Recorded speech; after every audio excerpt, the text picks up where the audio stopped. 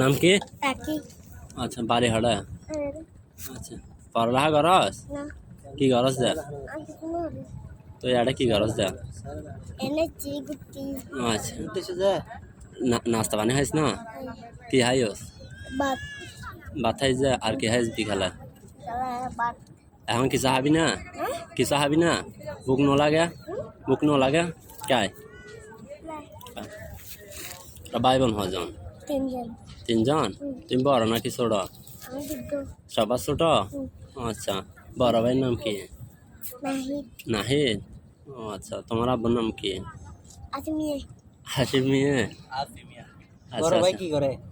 কিছু করো না ও বাড়ি আচ্ছা। চলা মাইজগর নাম হইছে তোর কয় ভাই?